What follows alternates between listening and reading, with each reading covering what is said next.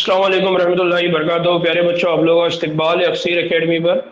और हम लोग बात कर रहे हैं बाब नंबर 2, हयातियाती दर्जाबंदी, बायोलॉजिकल क्लासिफिकेशन। और इस बायोलॉजिकल क्लासिफिकेशन में हमने कल कंसेप्ट देखे थे जो अलग अलग साइंसदानों ने दर्जाबंदी के लिए, क्लासिफिकेशन के लिए दिया था। तो हयातियाती दर्जाबंदी के लिए अलग अलग कंसेप्ट थे।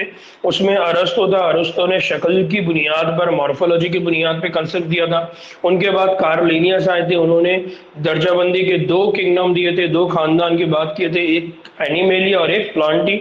उसके बाद बहुत सारे साइंसदान क्या सोचते थे उस पर डिस्कस हुए कि वो सोचते थे कि खलिए की किस्म के मुताबिक और कल्बी दीवार के मुताबिक, मरकजी झिल्ली के मौजूदगी गैर मौजूदगी के मुताबिक, जिस्मानी तंजीम के मुताबिक और गजा हासिल करने के मुताबिक क्या होना चाहिए, ये भी प्रॉपर्टीज होना चाहिए, ये भी खसूसियात होना चाहिए बायोलॉजिकल क्लासिफिकेशन के अंदर शामिल।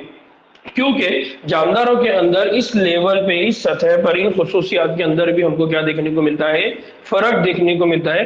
ना कि सिर्फ उनकी शक्ली बुनियाद पर हम उनको तकसीम कर सकते हैं, दर्जाबंदी कर सकते हैं।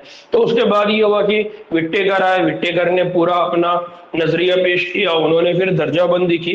तो उन्होंने दर्जाबंदी के अंदर मोनेरा, प्रोटिस्टा, फंजाई, प्लांटी, एनेमेलिया, इन 5 किंगडम्स के अंदर सारे जानदारों को, सारे लाइफ फॉर्म को, सारे ऑर्गेनिजम्स को क्या किया, तकसीम किया, डिवाइड किया और उनको अलग अलग ग्रुप में रखा। तो अब उनके अलग अलग प्रॉपर्टीज की कल हमने बात किए थे, तो हमने फिर उन प्रॉपर्टीज जिसकी बुनियाद पे उन्होंने डिवाइड किया उनकी भी हमने बात किए थे टेब्यूलर फॉर्म के अंदर, एक चार्ट के जरिए। अगर आप इन चार्ट को बहुत आसानी से अपने घर में बनाकर अगर चिस्पा कर लेते हैं तो बहुत सारी बातें जो रहेगी वो आपको आसानी से समझ में आ जाएगी। फिर हमने एक एक करके कल हमने ये कहा था कि मोनेरा के, हमने कहा था कि जो जानदार है 5 किंगडम सिस्टम में किस तरह से उनको रखा गया।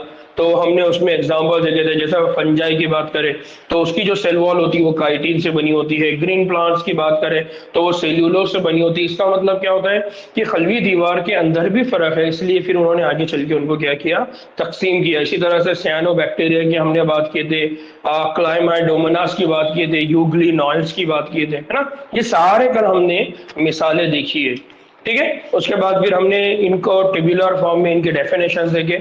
और फिर हमने ये कहा था कि हम जो एनिमल है और जो प्लांट है, ये दो जो किंगडम है इनकी स्टडी हम बहुत डिटेल में दो अलग चैप्टर्स के अंदर करेंगे, जिसको हमने बाब नंबर 4 और बाब नंबर 3, वहां पर हम इसको स्टडी करेंगे।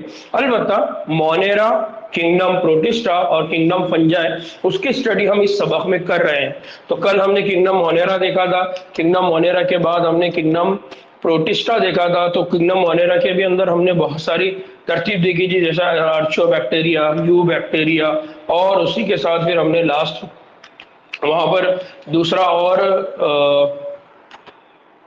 किंगडम प्रोटिस्टा की बात किए थे। किंगडम प्रोटिस्टा में भी हमने अलग अलग उनकी टाइप्स की बात किए थे, जैसे क्राइसोफाइस, डायनोफ्लैजिलेट्स, यूग्लिनॉइड्स, स्लाइम बोस एंड प्रोटोजोआस की हमने बात किए थे, ठीक है। तो इस तरह से कल हम लोगों ने यहां तक बात कर लिए थे। अब आज हम जो शुरुआत करने वाले हैं वो शुरुआत हम करने वाले हैं किंगडम फंजाई। किसकी करने वाले हम, किंगडम फंजाई की हम बात करने वाले हैं। तो कल कितने लोगों ने घर में, क्योंकि कल का और आज का जो टाइम का डिफरेंस अगर देखेंगे तो बहुत कम है, लेकिन आपको स्टडी करना था, तो अगर आप लोगों ने उसको ज्यादा अच्छे से स्टडी किया होगा तो हम आगे और अच्छे से समझ सकते हैं, ठीक है। तो जिन लोगों ने स्टडी किया होगा कल, बहुत अच्छी बात है। जिन लोगों ने नहीं किया तो आज उनके ऊपर जो बर्डन है वो बढ़ जाता है, लेकिन उस बर्डन को आप रिजॉल्व कैसे कर सकते हैं। तो चूंकि हमारी क्लास 2 से 4 होती थी, अब वो आज नहीं होगी, तो आपके पास 2 से 4 5 बजे तक का पूरा वक्त है। आप उस वक्त में आज जितना भी हम पढ़ेंगे उसको अच्छे से रिवाइज करिए, कल हमने जो पढ़ा था उसको रिवाइज करिए। इंशाल्लाह ये चैप्टर भी आपको बहुत अच्छे से समझ में आ जाएगा, ठीक है। तो कल का जो वक्त है आपके पास वो इतना ज्यादा अगर नहीं है, तो आज उस आपके पास को कंपनसेट करने के लिए, उसको बराबर करने के लिए मौका है। 2 बजे से 4 बजे तक भी आप अच्छे से पूरे पॉइंट्स को आज पढ़ सकते हैं, ठीक है। तो आपने टाइम पास नहीं करना है कि आज 2 से 4 क्लास नहीं है और आप सो गए या आप किसी और काम में मशगूल हो गए, नहीं, ऐसा नहीं है। 2 से 4 की जो क्लास है वो क्लास तो अभी हो जा रही है आपकी, लेकिन वो 2 से 4 का जो वक्त है आपका, आप उसको इस्तेमाल करेंगे। अभी से अपने जहन को साजी कर लीजिए, जहन को अभी से बना लीजिए, अभी से तय कर लीजिए, ठीक है ना। नहीं तो फिर वक्त ऐसा ही पास हो जाएगा। अगर आपने डिसाइड नहीं किया, डिटर्मिनेशन नहीं किया, फैसला अगर अभी आपने नहीं लिया तो आपका वक्त जाया हो जाएगा, ठीक है। अभी फैसला लीजिए कि वो वक्त आप इस्तेमाल करने वाले हैं स्टडी के लिए। चलिए बात करते हैं किंगडम फंजाई की। तो हमने कहा कि हमारे पास जो किंगडम्स है उनमें मोनेरा, प्रोटिस्टा और फंजाई। तब हम फंजाई की बात कर रहे हैं ना। फंजाई के मामले में भी अगर आप देखेंगे तो जब से हम ऑर्गेनिज्म की बात कर रहे हैं तो हम ऑर्गेनिज्म को या तो कहते हैं ऑटोट्रॉपिक या तो कहते हैं हेटेरोट्रॉपिक। ऑटोट्रॉपिक मतलब वो जो खुद कफील है, अपनी गिजा खुद बनाएंगे, और हेटेरोट्रॉपिक मतलब वो जो गैर खुद कफील है, अपनी गिजा के लिए किसी और पर मुनहसिर हो गए। तो इस बुनियाद पे भी कि उनके खाने का तरीका क्या है, गिजा को हासिल करने का तरीका क्या है, इस बुनियाद पे हमने जानदारों को डिवाइड किया हुआ है, अलग अलग खानदान उनके बनाए हुए हैं। तो इसी बुनियाद पे यहाँ पर जो फंजाई है, ये फंजाई हेटेरोट्रॉफिक होते हैं। ये कैसे जानदार है? हेटेरोट्रॉफिक उज़ुइयों में फंजाई यानी फफूंदी किंगडम की जगह बेमिसाल है। यानी अब अगर आपको कोई ऐसा ऑर्गेनिज्म देखना है जो फुल फ्लैश हेटेरोट्रॉफिक है, वो किसी और के ऊपर मुनासिर है, तो उसकी सबसे अच्छी मिसाल कौन है? फंजाई। फिर शक्ली साख्त की बात करें, वकू के लिहाज से अगर बात करें तो इनमें बहुत ज्यादा आपको क्या देखने को मिलेगा? इख्तलाफ देखने को मिलेगा। शक्ली साख्त तो इनके बाद जो शक्ली साख्त होती है वो बहुत डिफरेंस होता है, उसमें बहुत ज्यादा फर्क होते हैं। कैसे होते हैं हम आगे देखेंगे।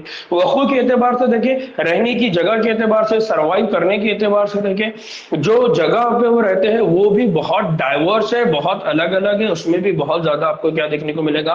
फर्क देखने को मिलेगा। यहाँ जब हम इख्तलाफ की बात करते हैं तो जिस तरह से हमारे इख्तलाफ, इस तरह के इख्तलाफ की यहाँ बात नहीं हो रही, यहाँ इख्तलाफ की बात हो रही है वेरिएशन की, फर्क की, मुख्तलिफ की, ठीक है ना।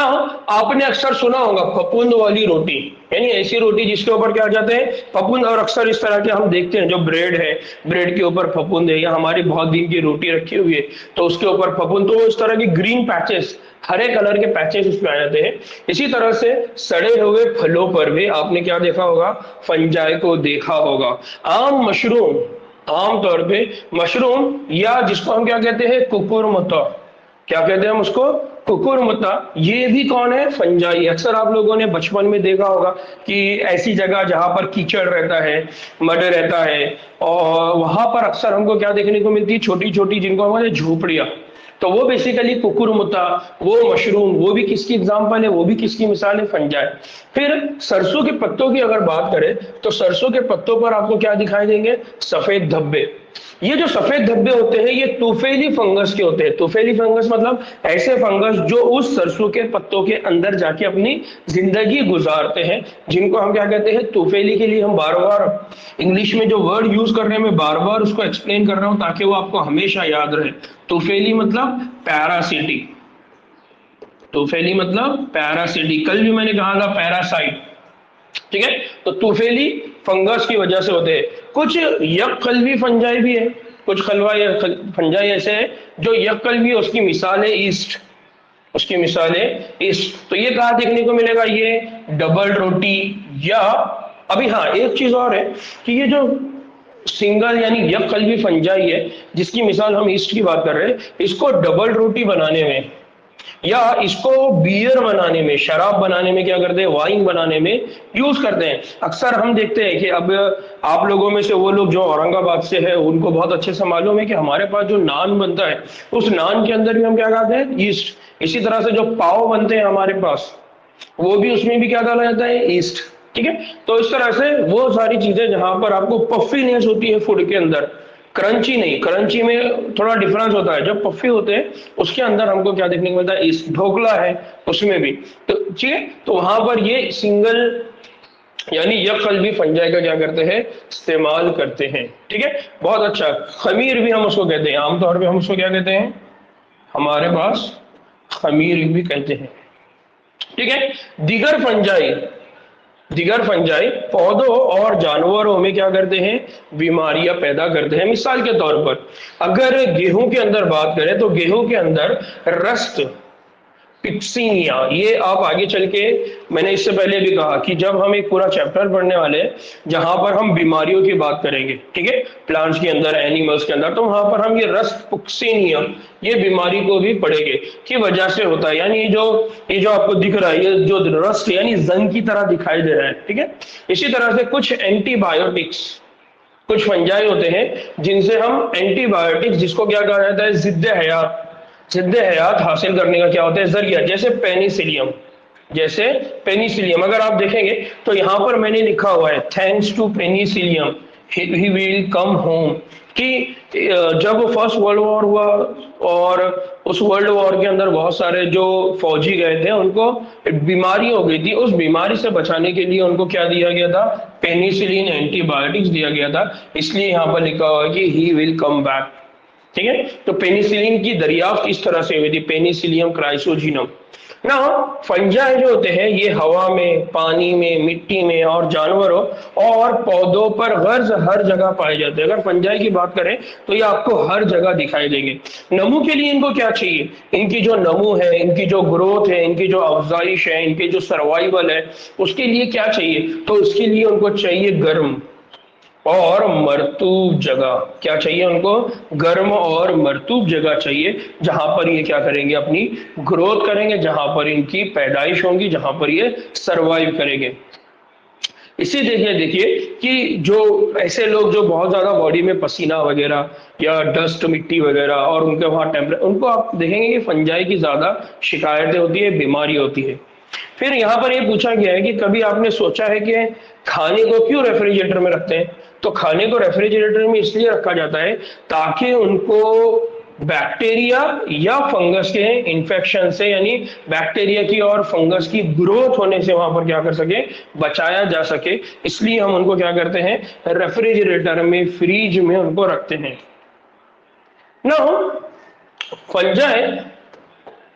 फंजाई की अगर बात करें तो जो फंजाई है ईस्ट, उनके अलावा जो यककल्बी होते हैं, यानी अगर ईस्ट की बात करें तो ईस्ट के अलावा जो यककल्बी जानदार होते हैं वो धागेदार होते हैं। उनके अंदर आपको बहुत सारे जो स्ट्रक्चर दिखेंगे वो धागेदार दिखेंगे। ये जो धागेदार होता है उसको बोला जाता है हाइफी। क्या बोला जाता है, हाइफी। तो इनके जो जिस्म होते हैं लंबे, मुहिम, धागेदार, साफ के हाइफी, क्या बोला जाता है उनको, हाइफी। तो जो हाइफी होते हैं यानी धागेदार एक स्ट्रक्चर होता है उसको कहा जाता है हाइफी।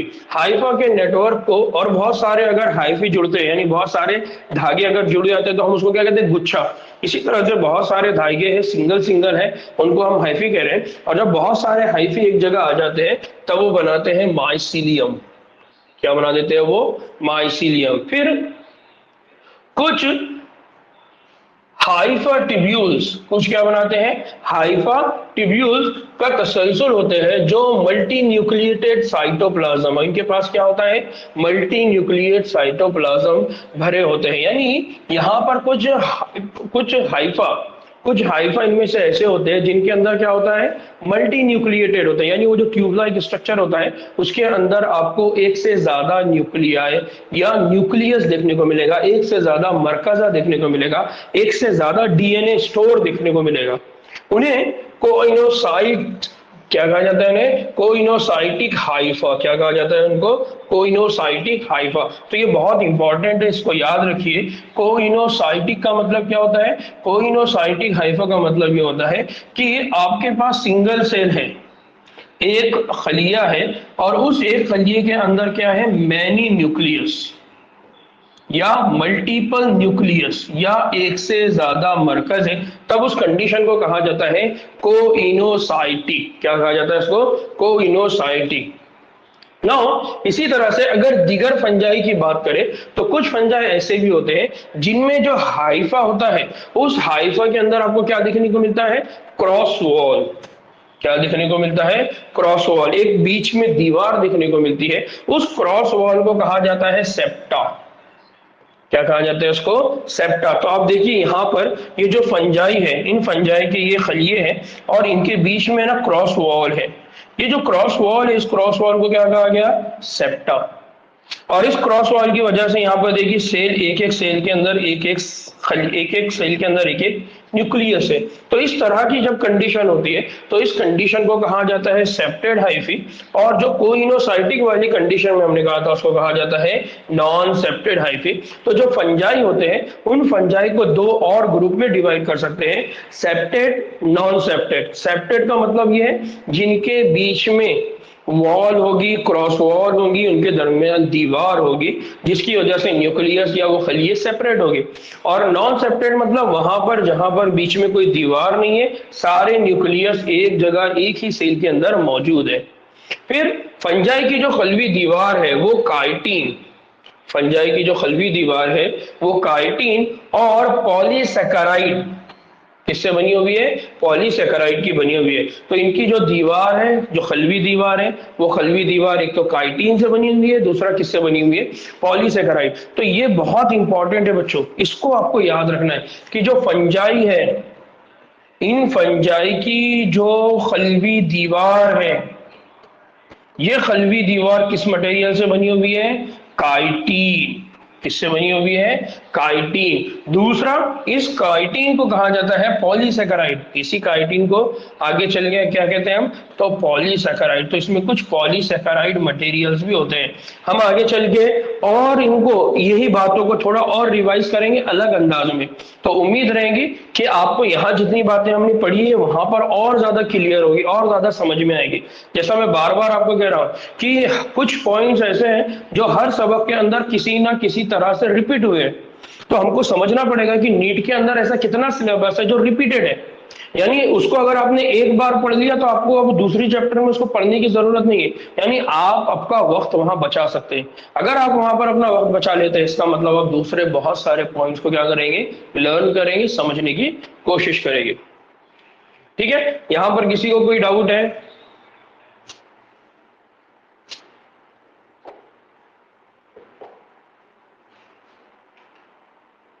नाउ कुछ फंजाई ऐसे भी है, कुछ फंजाई ऐसे भी है जैसे बेशतर फंजाई जिनको क्या कहते हैं हम, हेटेरोट्रॉफिक है, जो बेजान सबस्ट्रेट, बेजान सबस्ट्रेट, बेजान सबस्ट्रेट, यहाँ जो वर्ड है वो ये है सबस्ट्रेट। सबस्ट्रेट बेसिकली कहा जाता है जो खाने के लिए मुहैया किया जाए।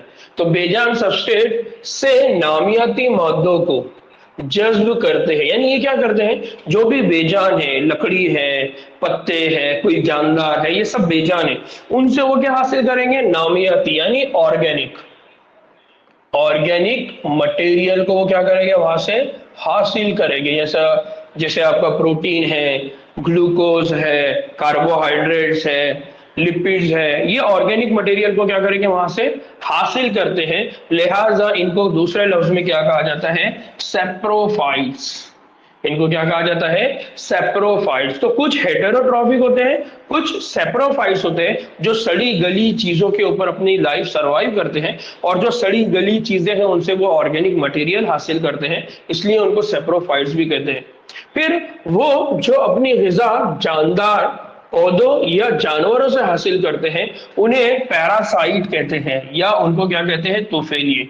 यानी कुछ ऐसे फंजाई भी है जो किसी और जानदार के जिस्म में जाकर रहेंगे, वहां पर जाके वो सरवाइव करेंगे, उनके पास से वो न्यूट्रिएंट हासिल करेंगे, उनसे पास से वो पानी हासिल करेंगे, और इस तरह से उनके पास से वो नामियाती मादे हासिल करेंगे। तब उनको कहा जाता है पैरासाइट, या उनको कहा जाता है तूफेलिए, यानी बिन बुलाया मेहमान। ठीक है, फिर कुछ और ऐसे भी है, ये अलगी के साथ मिलकर, यानी अभी कुछ फंजाई ऐसे भी हैं जो क्या करेंगे, अलगी के साथ मिलेंगे। कुछ फंजाई ऐसे भी है जो किसके साथ मिलेंगे, अलगी के साथ मिलेंगे। और अगर वो अलगी के साथ मिलते हैं तो अलगी के साथ वो म्यूचुअल अंडरस्टैंडिंग में, तो उस म्यूचुअल अंडरस्टैंडिंग को कहा जाता है सिम्बायोट, या उसको कहता है सिम्बायोसिस। तो वो वहां पर क्या शो करेंगे, symbiotic relation, symbiosis, mutual understanding. जैसा मियाँ बीवी में म्यूचुअल अंडरस्टैंडिंग है, भाई बहन में म्यूचुअल अंडरस्टैंडिंग है, भाई भाई में म्यूचुअल अंडरस्टैंडिंग है, वैसे ही अलगी और फंजाई, इन दोनों के बीच में क्या होती है, म्यूचुअल अंडरस्टैंडिंग। अलगी और फंजाई, इनके बीच में भी क्या होती है, म्यूचुअल अंडरस्टैंडिंग होती है। और जब म्यूचुअल अंडरस्टैंडिंग होती है तो उनको कहा जाता है लाइकेन्स। क्या कहा जाता है उस कंडीशन को, लाइकेन्स। ये लाइकेंस आपने देखा होगा, लाइकेंस बेसिकली किसको कहते हैं? जिसको हम कहते हैं दगड़ फूल। हमारे घर में जो मसालों के अंदर इस्तेमाल किया जाता है, मसालों में जिस चीज को हम इस्तेमाल करते हैं ना, ये देखिए, ये है, इनको हमारे घर के मसालों में इस्तेमाल करते हैं, उनको कहा जाता है दगड़ फूल। ये दगड़ फूल बेसिकली कौन है? लाइकेंस है। यानी जो नान खलिया, औरंगाबाद में स्पेशली नान खलिया बनता है, उस नान खलिए के अंदर लाइकेंस, दगड़ फूल इस्तेमाल होते हैं। पहले जमाने में ये जो दगड़ फूल वगैरह है, यानी हमारा जो खाना है उसमें जो मसाले हैं, वो मसाले बेसिकली क्यों डाले जाते थे? अगर आप कभी इसको सोचेंगे तो आपको मालूम पड़ेगा कि जिस तरह से हम किसी भी बीमारी के लिए दवा इस्तेमाल करते हैं, तो पहले जमाने में ये इस तरह से सोचा जाता था कि हमारे लिए हेल्दी फूड क्या होगा, हेल्दी खाना क्या होगा। उस हेल्दी खाने के हिसाब से हमारे पास दगड़ फूल डाला जाता है। आज की रिसर्च ये कहती है कि ये लाइकेन को हम एंटी कैंसर भी यूज कर सकते हैं। कैंसर से बचने की दवा के तौर पर भी लाइकेंस को यूज किया जा रहा है, उनके ऊपर रिसर्च चालू है। इसका मतलब यह है कि लाइकेंस भी हमारे खानों में अगर है तो वो इसलिए है ताकि हम कुछ बीमारियों से बचे।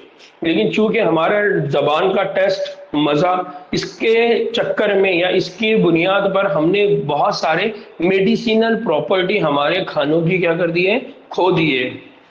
खैर, वो एक अलग मौजू है ना। आला पौधों की अगर बात करें तो आला पौधों के अंदर क्या होता है? उनकी जड़ों के अंदर फंजाई होते हैं। वो फंजाई उनकी जड़ों के साथ रिलेशनशिप बनाते हैं। उस तरह के जो फंजाई होते हैं उनको कहा जाता है माइकोराइजा। क्या कहा जाता है उनको? माइकोराइजा। तो आपको समझ में आना चाहिए कि हमने कहा कि कुछ फंजाई है हेटेरोट्रॉफिक, कुछ फंजाई है जिनको हमने कहा सेप्रोफाइटिक, कुछ फंजाई है जिनको हमने कहा कि वो कैसे होते हैं? पैरासिटिक। फिर हमने कहा कि कुछ फंजाई ऐसे हैं जो कैसे हैं? सिम्बायोट। कुछ फंजाई है जिनको हमने कहा कि वो कौन है? माइकोराइजा। वो कौन है? माइकोराइजा, जो किसके साथ होते हैं? प्लांट की जड़ों के साथ होते हैं। तो ये प्लांट है, उसकी जड़ों के साथ कौन है? फंजाई है। ये फंजाई क्या करेगा? ये फंजाई इस प्लांट को पानी प्रोवाइड करेगा, वाटर देगा, और बदले में जो प्लांट है, जो दरख्त है, उसको रहने के लिए क्या देगा? न्यूट्रिएंट देगा, नामियाती मादे देगा, ऑर्गेनिक मटेरियल देगा। इस तरह से उन दोनों के बीच में क्या है? एक जोड़ है, एक बंधन है, एक अंडरस्टैंडिंग है, जिसके जरिए वो क्या कर रहे हैं? काम कर रहे हैं। यहां पर किसी को कोई डाउट है? बात समझ में आई? ठीक है। तो ये फंजाई के इतने सारे टाइप से, इतने सारे उनके रिलेशंस हैं, इसको अच्छे से याद रखना है। एक टेबल बनाइए, एक चार्ट बनाइए और स्पेशली उसको लिखिए ना। अब अगर फंजाई के अंदर रिप्रोडक्शन की अगर बात करें, फंजाई के अंदर अगर तौलीदी अमल की बात करें, तो फंजाई में जो तौलीद होती है, तो फंजाई में नबाती तौलीद टूटने, फिजन और बडिंग के जरिए होती है। अब ये नबाती तौलीद क्या है? नबाती तौलीद यहाँ पर बेसिकली है आसेक्सुअल रिप्रोडक्शन। कौन से वाले के लिए बोला जा रहा है? Asexual reproduction. तो बेसिकली उजाती और जाती तौलीद, यानी रिप्रोडक्शन के भी दो सिस्टम है, एक है आसेक्सुअल, एक है सेक्सुअल। तो यहाँ पर आसेक्सुअल रिप्रोडक्शन को उन्होंने क्या ट्रांसलेट कर दिए? नबाती। कुछ जगह पर उन्होंने ट्रांसलेट कर दिया है उजाती। क्या कर दिए हैं? उजाती, जाति, इस तरह से भी वो ट्रांसलेट करते हैं। लेकिन अभी हमको सिर्फ इतना याद रखना है कि जब ये बात हो रही है तो ये बात किसकी हो रही है? Asexual reproduction. आसेक्सुअल रिप्रोडक्शन का मतलब है वहां पर कोई भी रिप्रोडक्टिव सेल, एग या नुतफा इन्वॉल्व नहीं है। ठीक है। इस तरह के जब रिप्रोडक्शन होता है, यानी जो यहाँ पर कोई भी तौलीदी खलिया पार्टिसिपेट नहीं कर रहा, इन्वॉल्व नहीं है, शामिल नहीं है, उस तरह के रिप्रोडक्शन को हम क्या कहते हैं? Asexual reproduction. ये आसेक्सुअल रिप्रोडक्शन कैसी होती है? तो इस आसेक्सुअल रिप्रोडक्शन के अंदर पहला प्रोसेस है, इसको कहते हैं फ्रैगमेंटेशन। क्या कहते हैं उसको? फ्रैगमेंटेशन। फ्रैगमेंटेशन का मतलब होता है टूटना, छोटे छोटे टुकड़ों में टूटना। दूसरा जो प्रोसेस होता है उसको कहा जाता है फिजन। क्या कहा जाता है इसको? फीजन, फीजन के अंदर क्या होता है, यहाँ पर भी टूटना होता है, लेकिन ये जो टूटना का अमल होता है ये दो टुकड़ों में होता है, छोटे टुकड़ों में होता है। तो यहाँ पर देखिए, यहाँ पर है फीजन कि ये एक सेल है, इसके अंदर दो सेल बने, वो क्या हो गए, डिवाइड हो गए, तकसीम हो गए। तो फीजन के अंदर बेसिकली क्या होता है, तकसीम दोई। तकसीम दोई का मतलब क्या होता है, वो दो बराबर के हिस्सों में, दो बराबर के साइज के, दो बराबर बराबर की खलियों में क्या होता है, तकसीम होता है। फिर इसी तरह से है बडिंग। तीसरा जो प्रोसेस होता है वो क्या होता है, बडिंग। बडिंग का मतलब क्या होता है, एक छोटा सा हिस्सा बड़ा होता है और उसके बाद उसका क्या हो जाता है, वो टूट जाता है। तो यहाँ पर देखिए उन्होंने एक और लफ्ज बोला है, वेजिटेटिव रिप्रोडक्शन। तो ये असेक्सुअल रिप्रोडक्शन, या आप इसको दूसरे लफ्ज में क्या कह सकते हैं, वेजिटेटिव रिप्रोडक्शन। क्या बोल सकते हैं आप उसको, वेजिटेटिव रिप्रोडक्शन। तो याद रखिए कि यहाँ पर वेजिटेटिव रिप्रोडक्शन या असेक्सुअल रिप्रोडक्शन जो फंजाई में होता है वो तीन तरह से होता है, फ्रेगमेंटेशन, फीजन और तीसरा कौन सा होता है, बर्डिंग। यहाँ पर किसी को कोई डाउट है, ये बहुत अहम है, इसको याद रखना है, ठीक है ना। इसी तरह से अगर गैर जिनसी तौलीद की अगर बात करें तो गैर जिनसी तौलीद बजरों के जरिए है, जिन्हें कोनेडिया या स्पोर एंजियोस्पोर्स या जू स्पोर कहते हैं। अब देखिए यहाँ पर एक और चीज उन्होंने लेकर आया है, वो है असेक्सुअल रिप्रोडक्शन। इसी असेक्सुअल रिप्रोडक्शन को दूसरे लफ्ज में हम क्या कह रहे थे, गैर जिनसी। तो वेजिटेटिव रिप्रोडक्शन, जिस तरह से हम नबाती की बात कर रहे हैं, नबाती तौलीद भी it is a type of asexual reproduction. अब यहाँ पर ये एक और चीज बोल रहे हैं कि यहाँ पर एक और गैर जिनसी तौलीद होती है, और गैर जिनसी तौलीद होती है, असेक्सुअल रिप्रोडक्शन का अमल होता है, और वो जो अमल होता है वो किसके थ्रू होता है, वो होता है कोनेडिया। वो किसके जरिए होता है, कोनेडिया। या वो जो अमल होता है वो किसके जरिए से होता है, स्पोरेंजियोस्पोर्स। स्पोरेंजियोस्पोर्स, या उसी को क्या कहा जाता है, जूस्पोर। क्या कहते हैं उसको, जूस्पोर। तो स्पोरेंजियोस्पोर, कोनिडिया, या उसी को क्या कहा जाता है, जूस्पोर्स कहा जाता है। और जो जिनसी तौलीद है, जिनसी तौलीद का जो अमल है वो स्पोर्स या एस्कोस्पोर्स या बेसिडियो स्पोर्स। अब यहाँ पर देखिए तीनों भी नाम दिए हुए, स्पोर्स एक तो किसके जरिए हो सकता है, ऊ स्पोर्स, या दूसरा कौन है, एस्कोस्पोर्स, और या वो किसके जरिए हो सकता है, बेसिडियो। किसके जरिए हो सकता है, बेसिडियो स्पोर्स। तो आपको क्या करना है, घर पे आपने तीन खाने बनाना है, तीन खाने बनाना है। इसमें एक जगह लिखना है नबाती, दूसरे लिखना है गैर जिनसी, और तीसरे में लिखना है जिनसी। तीन खाने बना के उनके अंदर नबाती में फ्रेगमेंटेशन, फीजन, बडिंग, गैर जिनसी के अंदर कोनिडिया, स्पोरेंजियोस्पोर और जूस्पोर, और जिनसी के अंदर स्पोर, एस्कोस्पोर और बेसिडियोस्पोर। इस तरह से आपने एक कंप्लीट चार्ट बनाना है और उस कंप्लीट चार्ट को अच्छी तरह से याद रखना है, ठीक है ना। अब मुख्तलिफ जो बजरे होते हैं, मुख्तलिफ बजरे एक नुमाया साख्त बनाते हैं, या वो क्या करते हैं, एक स्पेशल साख्त बनाते हैं। तो कुछ जो बजरे होते हैं, यानी जो सेक्सुअल रिप्रोडक्शन करने वाले कुछ बजरे जो होते हैं, वो एक स्पेशल स्ट्रक्चर बनाते हैं, साख्त बनाते हैं, जिसको कहा जाता है फ्रूटिंग बॉडी। क्या बोला जाता है इसको, फ्रूटिंग बॉडी। ये बहुत इंपॉर्टेंट है, इसको आगे आपने पढ़ना है, और भी जगह हम इसको पढ़ेंगे। तो फ्रूटिंग बॉडी बनाते हैं। फिर जिनसी दौर, जो इनका जिनसी दौर होता है वो तीन हिस्सों पर मुश्तमिल है। जो भी फंजाई है, फंजाई का जो जिनसी दौर है उसके अंदर तीन स्टेप्स होते हैं। पहला कि दो मुतहर्रिक या गैर मुतहर्रिक ज़ौजो, अब यहाँ ज़ौजो का मतलब है बजरे के प्रोटोप्लाज्म के मिलने पर, जिसे प्लाज्मोगैमी क्या कहा जाता है, प्लाज्मोगैमी कहते हैं, वो होता है। तो पहला जब फ्यूजन होगा, दो सेल आएंगे, वो एक दूसरे के साथ फ्यूज होंगे, तो वो मुतहर्रिक भी हो सकते हैं, यानी मोटाइल भी हो सकते हैं और नॉन मोटाइल भी हो सकते हैं। जब वो फ्यूज होंगे तो फ्यूज होने पर उनका प्लाज्मा एक दूसरे से मिलेगा, उस प्लाज्मा के एक दूसरे से मिलने के अमल को कहा जाता है प्लाज्मोगैमी। दूसरा क्या होगा कि फॉर एग्जांपल मैं उसको एक और अच्छे अंदाज में उसको एक्सप्लेन कर देता हूं, बता देता हूं, ताकि आपको और बात समझ में। फॉर एग्जांपल ये एक स्पोर है, ये दूसरा स्पोर है, इसके पास न्यूक्लियस है, ठीक है। ये जब फ्यूज हो गए तो फ्यूज होने के बाद क्या हो गया, यहां पर इस तरह से ये एक न्यूक्लियस था, ये दूसरा न्यूक्लियस था। तो ये जो सेल है ये उसका क्या है, प्रोटोप्लाज्म, ठीक है। यानी आपने क्या कर दिया, उनके ऊपर से सेल वॉल निकाल दिया, तो पीछे जो बच गया होता है प्रोटोप्लाज्म। तो ये दोनों का प्रोटोप्लाज्म जब फ्यूज होगा, तब फ्यूज होने के बाद इसको स्टेप को क्या आ जाएगा, प्लाज्मोगैमी, क्या बोला जाएगा उसको, प्लाज्मोगैमी। फिर दो मरकजों के मिलने पर अब क्या हो गया, ये एक मरकज है, ये दूसरा मरकज है, ये दोनों भी मिल जाएंगे। इनके मिलने पर, इनके फ्यूज होने पर उस स्टेप को कहा जाता है कैरियोगैमी। जो कैरियो वर्ड है, कैरियो का मतलब होता है न्यूक्लियस, या हम कहते हैं मरकजा, क्या कहते हैं उसको, मरकजा कहते हैं या न्यूक्लियस। इसीलिए ये जो स्टेप है जिसके अंदर दो न्यूक्लियस एक दूसरे के साथ आके फ्यूज हो रहे हैं, एक दूसरे के साथ जुड़ रहे हैं, तब इस स्टेप को क्या कहा जा रहा है, कैरियोगैमी। फिर इसके बाद जो तीसरा स्टेप होता है वो होता है जाइगोट में तकफीफी तकसीम। क्या होता है, जाइगोट में तकफीफी तकसीम। तो ये दो सेल थे, ये दो सेल के अंदर जो न्यूक्लियस थे वो न्यूक्लियस भी एक दूसरे से फ्यूज हो गए, अब ये एक न्यूक्लियस बन गया।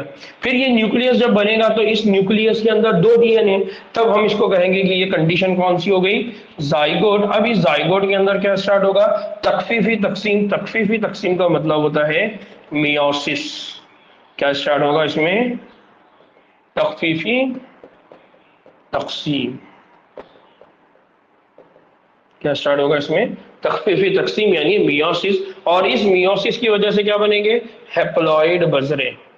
क्या बनेंगे, हैप्लॉइड बजरे या हैप्लॉइड स्पोर्स बनेंगे। तो बेसिकली यहाँ पर याद रखना है कि जब जाइगोट की हम बात करते हैं तो जाइगोट के अंदर डीएनए की दो कॉपी होती है, एक सेल होता है और एक सेल के अंदर डीएनए की दो कॉपी होती है, तब हम उसको क्या कहते हैं, जाइगोट। और जब जाइगोट के अंदर तकफीफी तकसीम होती है, मियोसिस का अमल होता है, तो उसकी वजह से डिप्लॉइड सेल से हैप्लॉइड सेल बनते हैं, यानी उनके अंदर जो क्रोमोसोम का सेट होता है वो सिर्फ एक सेट होता है।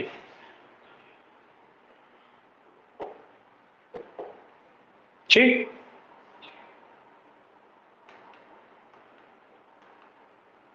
नाउ अगर हम फंगस में जिनसी तौलीद की अगर बात करें, फंगाई की अगर बात करें, तो फंगाई की जो जिनसी तौलीद है उसको मैंने यहाँ पर डायग्रामेटिक अंदाज में उसको समझाने की कोशिश की है कि फंगस में सबसे पहले अगर हम बात करें जिनसी तौलीद, तो जो जिनसी तौलीद होती है तो उसमें क्या होती है, मुनासिब हम सोहबत वाले दो हैप्लॉइड हाइफा एक दूसरे से करीब आकर बाहम जम हो जाते हैं।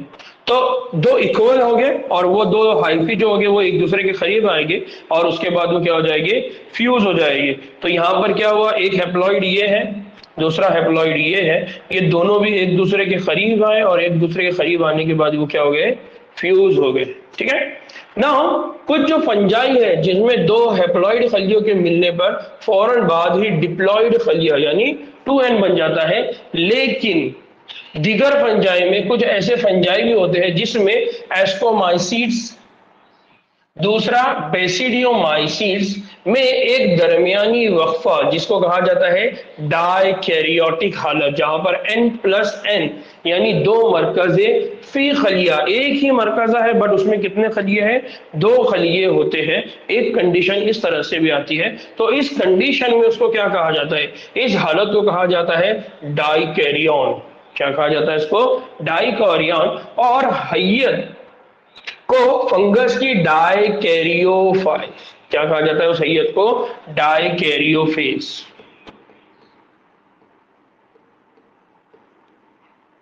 क्या कहा जाता है इसको, डाइकैरियोफेज। तो अभी क्या हो गया कि दो सेल आ गए, वो फ्यूज हो गए, लेकिन अभी भी उनके न्यूक्लियस एक दूसरे से नहीं मिले हुए, न्यूक्लियस अभी भी अलग अलग है। तब ये कहा जाता है कि एक ही खलिया है और उसके अंदर दो कैरियो है। कैरियन मतलब न्यूक्लियस, तो दो न्यूक्लियस होने की वजह से उसको बोला जा रहा है पहले तो डाइकैरियन। और इस हैयत को उस फंगस की क्या कहा जाता है, डाइकैरियोफेज। जैसा हम कहते हैं ना कि हर एक फेज होता है, हर एक का एक मरहला होता है, तो ये एक ऐसा मरहला है जिसमें दो एक सेल है और इस सेल के अंदर ये एक न्यूक्लियस है, ये दूसरा न्यूक्लियस है, इन दोनों ने फ्यूज हो जाना चाहिए, लेकिन ये फ्यूज नहीं हुए, अभी भी ये न्यूक्लियस अलग अलग है। इसलिए हमको इस खलिए के अंदर, एक ही खलिए के अंदर दो न्यूक्लियस दिख रहे हैं। तो दो न्यूक्लियस दिखने की वजह से उनको बुलाया जाता है डाइकैरियन। और ये जो पूरा फेज होता है, जब तक ये इसी तरह से रहेंगे, दो अलग अलग न्यूक्लियस के फॉर्म में एक ही खलिए के अंदर, तब तक उस फेज को हम क्या कहेंगे? डाइकैरियन फेज या डाइकैरियो फेज। बाद में ये पुश्तैनी मरकज है, जम होकर डिप्लॉयड खलिए बनाते हैं। यानी अब ये पुश्तैनी हो गए, मतलब एंसेस्टर हो गए, पुराने हो गए, आबा व अजदाद की तरह हो गए, तो हम बोलते हैं पुश्तैनी। तो उसी तरह से ये बोल रहे हैं कि ये कुछ दिनों के बाद, यानी जब ये ओल्ड हो जाएंगे, पुराने हो जाएंगे, तो वो क्या हो जाएंगे? डिप्लॉयड बन जाएंगे। कब बनेंगे डिप्लॉयड? जब वो जम हो जाएंगे। तो जब वो एक दूसरे से फ्यूज हो जाएंगे तो वो बन जाएंगे डिप्लॉयड खलिए। फंजाई फिर एक फ्रूटिंग बॉडी बनाते हैं, फिर आगे चल के वो क्या बनाएगा? Fruiting body. तो देखिए, पहले हुआ प्लाज्मोगामी, फिर हुआ कैरियोगामी। कुछ के अंदर वो कैरियोगामी बहुत जल्दी हो जाती है, कुछ के अंदर उसको वक्त लगता है। जब इनके अंदर बहुत ज्यादा वक्त लगता है, उनके अंदर एक और स्टेप आ जाती है कैरियोगामी में। वो कैरियोगामी में एक स्टेप क्या आ जाती है? डाइकैरियोफेज। फिर उसके बाद ये होगा कि उनके अंदर फ्यूजन हो जाएगा। नाउ अब क्या हो गया? अब वहां पर बनेगी फ्रूटिंग बॉडी, और फिर उसमें क्या होगा? तख्फीफी तकसीम होगी। फिर उसमें क्या बनेंगे? हैप्लॉइड बजरे बनना शुरू हो जाएंगे। तो इस तरह से यहां पर याद रखना है कि किस तरह से यहां पर पूरी साइकिल चलती है, किस तरह से वो न्यूक्लियस एक दूसरे के साथ फ्यूज होते हैं और फिर आगे वो पूरी साइकिल उनकी चलते रहती है। फिर माइसीलियम जो होते हैं, माइसीलियम बजरों के बनने का जो तरीका है और फ्रूटिंग बॉडीज की जो साख्त है, उस बुनियाद पे खानदान को मुख्तलिफ क्लासों में क्या किया गया है? दर्जा बंद किया गया। इसका मतलब ये है कि किस तरह से बजरे बनेंगे, बजरे बनने का जो तरीका होगा वो किस बुनियाद पर होगा? सेक्सुअली होगा, असेक्सुअली होगा, हैप्लॉइड, डिप्लॉइड। तो हैप्लॉइड ही बजरे होते हैं, लेकिन वो बनेंगे किस तरह से? दूसरा ये कि वो फ्रूटिंग बॉडी बनेगी जो उनको प्रोड्यूस करने वाली है, वो फ्रूटिंग बॉडी का साख्त किस तरह से रहेगा? इसकी बुनियाद पर इनको कुछ क्लासेस में डिवाइड किया गया, कुछ और छोटे छोटे ग्रुप्स में इनको डिवाइड किया गया। तो अब वो कौन कौन सी है? तो इनके पास 4 क्लासेस है। एक क्लास जो है इसको कहा जाता है फाइकोमाइसीट्स। जो क्लासेस इनके पास है, उन क्लासेस में सबसे पहली जो क्लास है, उस क्लास को कहा जाता है फाइकोमाइसीट्स। दूसरी जो क्लास है उसको कहा जाता है एस्कोमाइसीट्स। तीसरी क्लास है जिसको कहा जाता है बैसिडियोमाइसीट्स। और चौथी जो क्लास है उसको कहा जाता है ड्यूट्रोमाइसीट्स। तो जो फंजाई है, उन फंजाई की किंगडम की अगर बात करें तो उनके अंदर ये 4 तरह के, जैसा हमने कहा ना एनिमल, एनिमल के अंदर कितने हैं? तो हमने कहा नंबर ऑफ फाइलम में, कितने फाइलम में? 11 फाइलम में। Protist, coelenterate, ctenophora, platyhelminthes, aschelminthes, annelida, arthropoda, echinodermata, hemichordata, chordata. याद आ रहा है? तो इस तरह से, तो इसी तरह से इनके अंदर भी क्या है? ग्रुप्स, क्लासेस है, क्लास बनी हुई है। फाइकोमाइसिस क्लास, एस्कोमाइसिस क्लास, बेसिडियोमाइसिस क्लास और ड्यूटेरोमाइसिस क्लास। तो यहाँ पर हम 1 बाय 1 इन सबको पढ़ने की, समझने की क्या करेंगे? कोशिश करेंगे। नाउ सबसे पहले हम बात कर रहे हैं फाइकोमाइसिस। फाइकोमाइसिस किसे कहते हैं या इनको फाइकोमाइसिस बोलते क्यों है, उसकी वजह क्या है? तो ये जो फाइकोमाइसिस के जो मेम्ब्रान होते हैं, ये आबी वकू यानी ऐसा हैबिटाट, ऐसी जगह जहां पर पानी है और उस पानी के अंदर सड़ी गली लकड़ी जो कैसी रहेंगी? नम रहेंगी और मरतूब रहेंगी, उन जगह पर ये आपको दिखाई देते हैं। तो फाइकोमाइसिस बेसिकली ऐसे दरख्तों में, प्लांट में, लकड़ियों में आपको दिखाई देंगे जो आबी वकू में, जहां पर नम, वो पूरा हमेशा मॉइस्ट कंडीशन होती है, हमेशा नम होती है और साथ ही साथ मरतूब होती है, उस जगह पर ये दिखाई देंगे। या पौधों पर लाजमी तौर पर ये तूफेलिए के तौर पर दिखाई देंगे। लाजमी तौर पर ये कैसे दिखाई देंगे? तूफेलिए के तौर पर, पैरासिटिक फॉर्म। तो जो फाइकोमाइसिस है, फाइकोमाइसिस आपको कहाँ दिखाई देते हैं? ऐसे जानदार, ऐसे जो अभी है, पानी में रहने वाले हैं, और फिर दूसरा ये कैसे होते हैं? तूफेली होते हैं। माइसीलियम की अगर बात करें, यानी इनके स्ट्रक्चर की अगर बात करें, माइसीलियम की बात करें, तो माइसीलियम ये कैसे होते हैं? आसेप्टेड। आसेप्टेड का मतलब क्या है? आसेप्टेड का मतलब है उनके बीच में सेप्टा नहीं है, क्रॉस वॉल एब्सेंट है, इसलिए उनको कहता है असेप्टेड। और इनके पास क्या होते हैं, कोइनोसाइटिक। ये कैसे होते हैं, कोइनोसाइटिक। ये दिखा है आपको छोटे छोटे, ये छोटे छोटे बजरे, इसको कहा जाता है कोनिडिया। उनसे अगर ये बने हुए तो इसको कहा जाता है कोइनोसाइटिक। फिर इनके पास क्या होता है, गैर जिनसी तौलीद। इनके पास क्या होती है, गैर जिनसी तौलीद। और ये जो गैर जिनसी तौलीद है, ये ज़ूस्पोर्स, जिसको क्या कहा जाता है, मुतहर्रिक बजरे, मुतहर्रिक स्पोर्स या मोटाइल स्पोर्स। जो जू स्पोर्स होते हैं वो जू स्पोर्स कौन से होते हैं, मोटाइल। इसलिए हमने कहा था कि मोटाइल या नॉन मोटाइल, मुतहरिक या गैर मुतहरिक अंदाज में अगर वो फ्यूज होंगे तो उसको हमने आगे बात की थी, इस पहले हमने बात किए थे। तो यहाँ पर जिनसी तौलीद की अगर बात करें तो जिनसी तौलीद में जू स्पोर्स है जो मुतहरिक है, या एप्लानोस्पोर्स। कौन से स्पोर, एप्लानोस्पोर्स, जो कि कैसे होते हैं, गैर मुतहरिक होते हैं, उनके जरिए होती है। तो यहाँ पर जो जिनसी तौलीद है वो या तो जू स्पोर की वजह से होंगी या एप्लानोस्पोर्स की वजह से होंगी। फिर ये जो बजरे हैं, ये बजरे स्पोरिजियम के अंदर, यानी यहाँ पर एक सैक होता है, एक थैली होती है, उस थैली को यहाँ पर क्या बोला गया है, स्पोरेंजियम। क्या बोला गया उसको, स्पोरेंजियम। तो ये जो बजरे होते हैं ये कहां पर पैदा होते हैं, स्पोरेंजियम के अंदर पैदा होते हैं।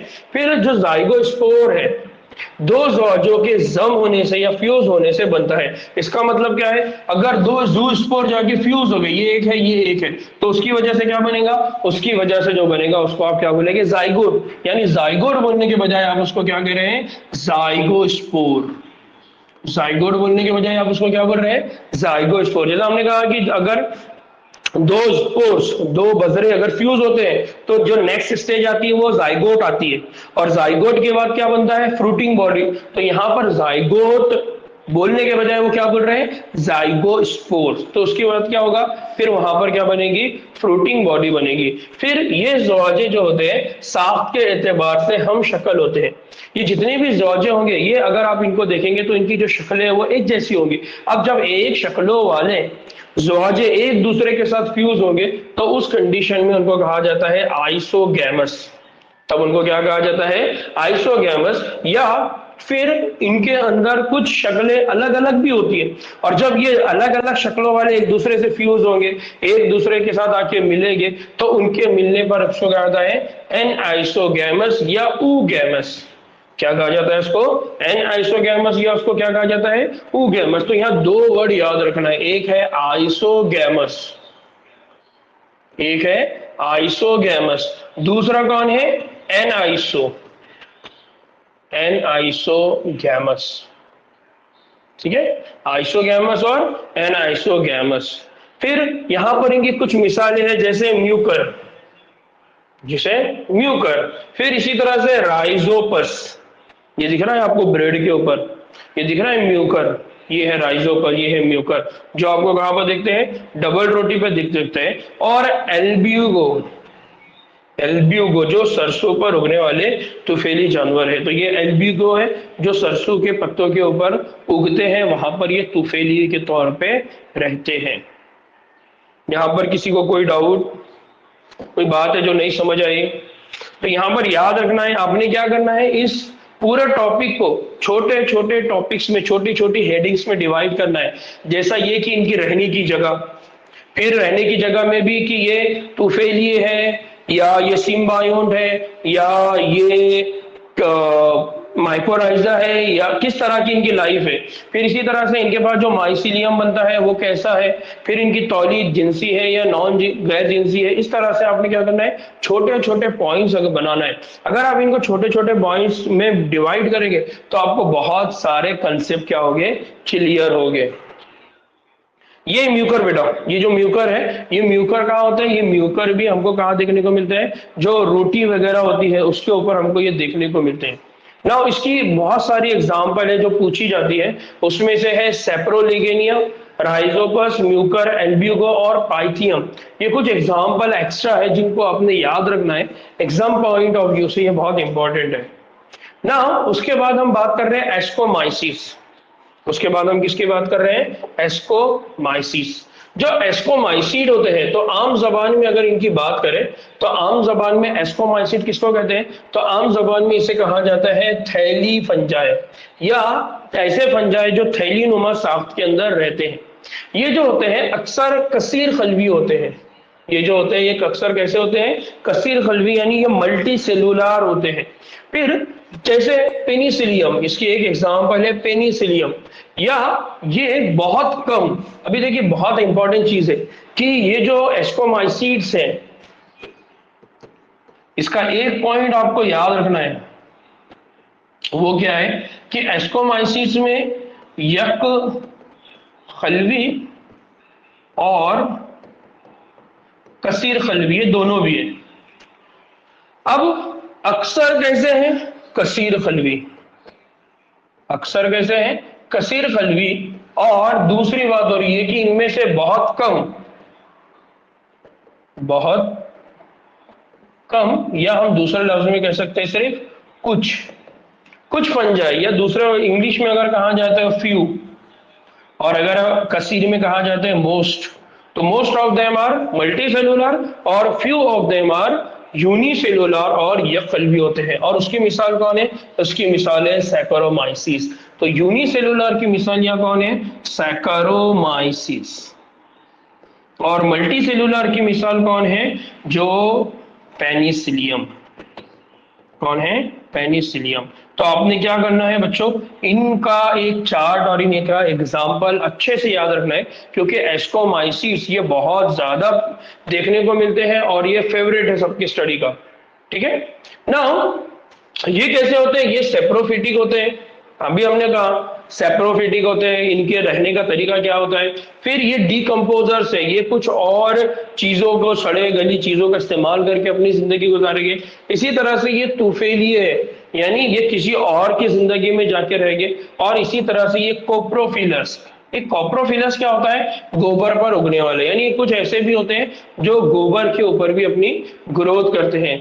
फिर माइसीलियम की अगर बात करें, इनके माइसीलियम की अगर बात करें तो माइसीलियम कैसा होता है? शाखदार और पर्दे वाली, यानी कैसा होता है? सेप्टेड। इससे पहले अगर हमने बात की तो हमने कहा था कि वो नॉन सेप्टेड होते हैं, लेकिन ये कैसे होते हैं? सेप्टेड होते हैं। और इनके पास जो माइसीलियम होती है उसके अंदर जो धागे होते हैं, उन धागों में आपको क्या देखने को मिलेगा? ब्रांचेस देखने को मिलेगा। फिर यहाँ पर अगर बात करें तो यहाँ उजाती बजरे, उजाती बजरे मतलब आसेक्सुअल स्पोर्स। कौन से होते हैं? आसेक्सुअल स्पोर्स होते हैं। मखसूस तौर पे अगर बात करें तो माइसीलियम के अंदर कोनिडियोफोर्स, कहां पर पैदा होते हैं? वो माइसीलियम के कोनिडियोफोर्स के ऊपर वो पैदा होते हैं। फिर कोनिडिया उगकर माइसीलियम बनाते हैं। बाद में क्या होगा? वही कोनिडिया उभरेगा और उभर के फिर वो आगे चल के फिर क्या बनाएगा?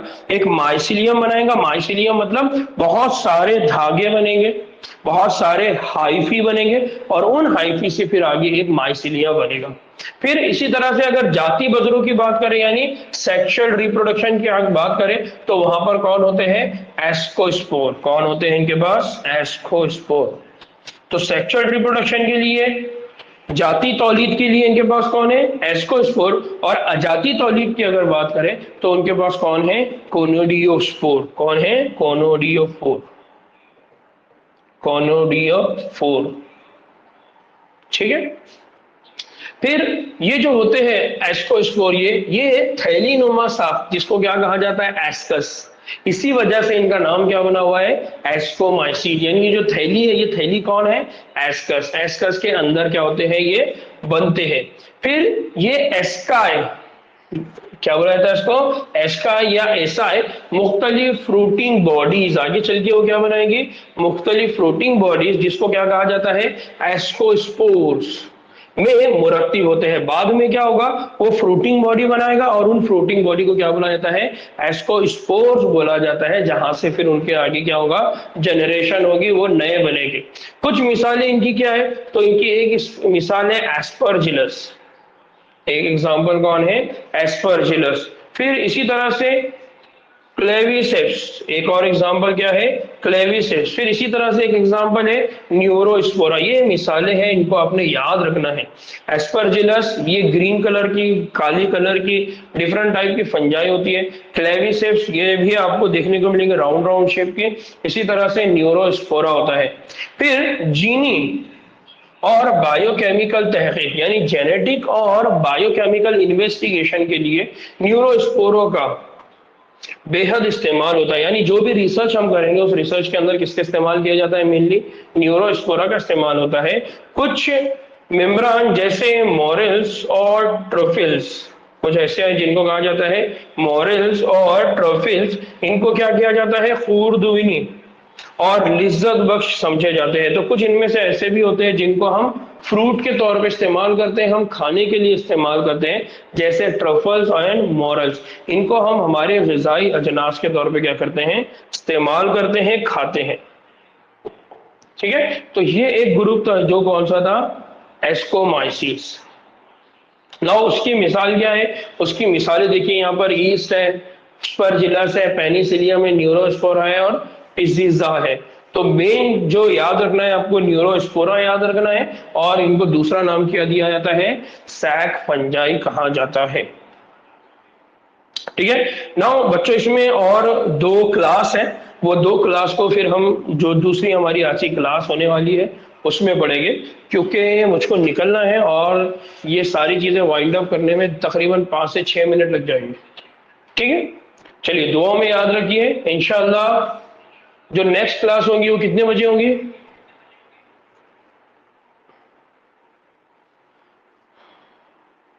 कितने बजे, 11:45, 10:45।